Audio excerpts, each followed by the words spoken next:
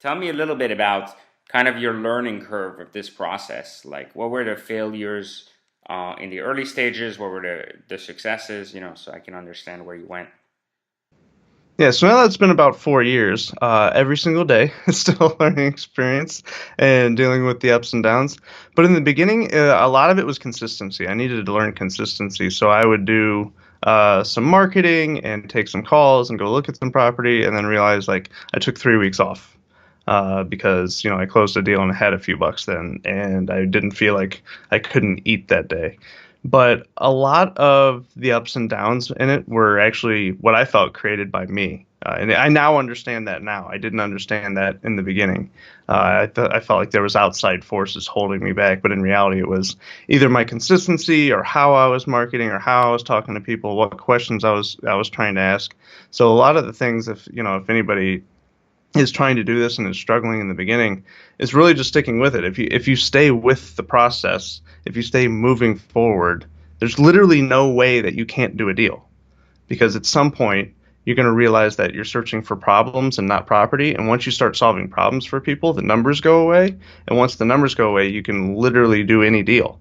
So it's just a matter of figuring out what is the best way to solve their problem. So how long did it take to make your first deal from the time you got into the course? Like, how long was that first dollar in the door? So I actually had a contract in the first couple weeks, but I made some mistake. I made early mistakes, so it actually ended up taking me a few months to sell that contract. But it was only a couple of months. It wasn't very long. Okay, so a couple of months later, you get a taste of the money and that it's possible to do what it is that you kind of learned to do.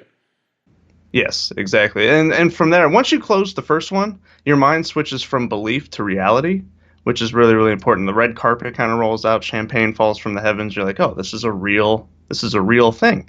So once that clicks, you're off to the races then. And typically, from what I've seen with others too, is once they do their first deal, their second deal is actually right behind it, because they're actually building momentum and they're building a system. So in the beginning, they're just kind of reaching everywhere. Like, I don't really know what to go after. I'm going to go after everything. I don't know what a good lead is. I don't know what a bad lead is. I don't know what my buyer really wants, if I'm strictly wholesaling or if I'm trying to solve their problem or how to solve their problem. Now, after you do that first deal and you realize this is the problem that I solved, this is what it took to get the lead, this is what it took to actually close the deal, you can go do that how many times until you can start scaling to other avenues in real estate. Right, right, I understand. So once you got in the taste of the money and you understood that it was working, what was the attraction to that model? I think it was the scalability of it.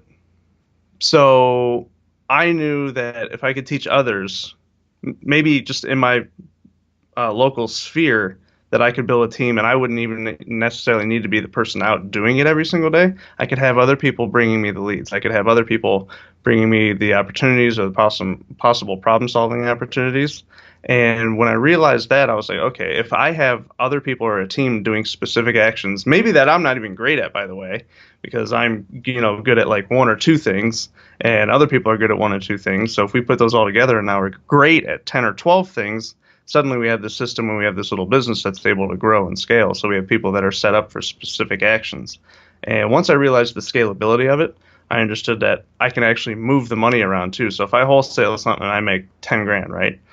I happen to live in a market where I can also buy a house for 10 grand and keep it, and then have the opportunity to rent it out. So I just started literally moving money from a wholesale deal to a rental, or a couple wholesale deals to a flip, and then took the flip money and then washed that through like a rental, and then, and was able to grow the business that way. That way I could have a mix of like, hey, this area is great, has a bunch of upside. I'm going to turn this into a flip. This area, I can buy them for 10 to 15. I'm not going to have a bunch of appreciation opportunity probably, uh, but it's able to cash flow like a banshee because I bought it for 10 or 12 and it rents for 650 or 750.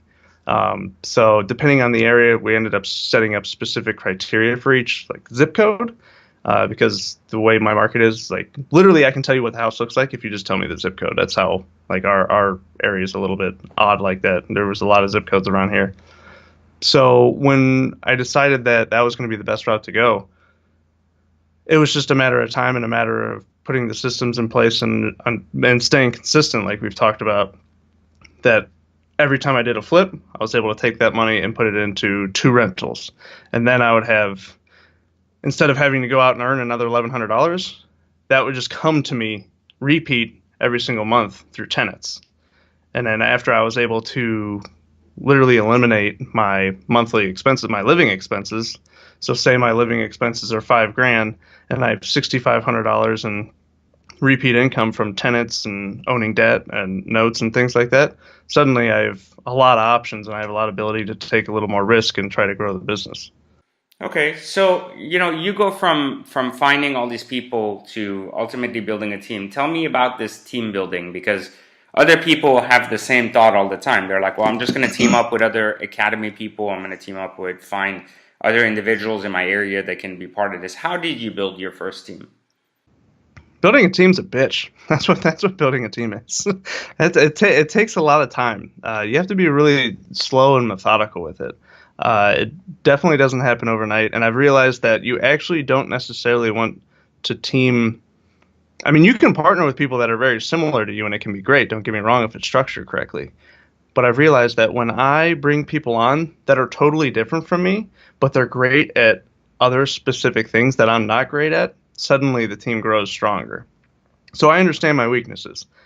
Third Circle Theory is a great, book to get you aware on what your weaknesses might be because it gets you thinking about it. It gets you asking yourself great questions. So when you start asking great questions, you start seeking better answers. And by doing that, I realized like, okay, I'm not great at accounting. I hate accounting. I love finance, but I hate accounting. I'm not a marketer. I'm not this. I'm not that. But I have 2 or 3 guys that are around me in the area or around me in my network that I'm like, wait, they are fantastic at marketing. They are always taking action on this. They are very methodical in their systems and their structure and their accounting. So by adding them in, suddenly I've become stronger because I'm a great vision guy. I'm a great action guy. I'm a great idea guy. But when I know the ship needs to go over there. How far? I have no idea. I just need to know. I just need to know it goes over there. Who can help me put that plan and that idea together? So my advice on team building, my experience with team building is it is slow, it is very relational, but it needs to be technical and understood at a point. You need to understand that people need to be in the correct role. If you have somebody that's a fiery guy that's very idea oriented and big vision, 30,000 feet, above, like looking at everything, you don't necessarily want 3 of those guys on the same team. You need one head of the team that's the vision guy, and then you need other people under them that are withholding that vision and putting the plans in place and understanding how to keep track of those through things such as accounting and finance departments and things like that. So very relational, but understanding that certain personality types go better with certain strengths. So after you eventually ended up finding a partner, so tell me a little bit about kind of like what made that partnership work. What were some of the indicators that that was going to work and that was the partnership to get started? Yeah, so we actually originally met online. We actually had a business for 6, 8, 10 months, something like that, before we ever actually met in person, which is incredible. We met online, and the way that I realized that it was probably going to be a good fit was just in the way that we spoke to others and the idea that we were trying to share. It was always very, very similar. So when we ended up speaking personally more together, I realized, okay, you are great at this, and I am great at this. We have the same vision, we have the same, very similar whys, and we hold the same ideals. How can we put this together and make it better for everybody around us? What are the cracks and the issues that we see in the industry that we can fill with, so a lot of stuff. There's a lot of people in real estate that charge 50 grand for a weekend, $100,000 for a weekend, 150 grand for a week away, and things like that, which is great. There is nothing wrong with that, especially if you're delivering the value behind it and people can go home and take action on that. That's great. I was thinking of people like me, like, how do I come up with 150 grand to go to a weekend? I couldn't buy lunch. I was eating ice cube soup and buttered paper plates for, you know, 3 to 6 months. Like, how am I ever going to come up with 50 grand for a weekend seminar?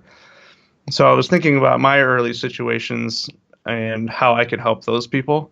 And I realized that there wasn't really anywhere that you could get super affordable education aside from Secret Academy. You couldn't get like something that was very, very interactive for the long term. If you wanted to, be a part of it every single month and show up every day, every week, or every month, you would have someone there for you.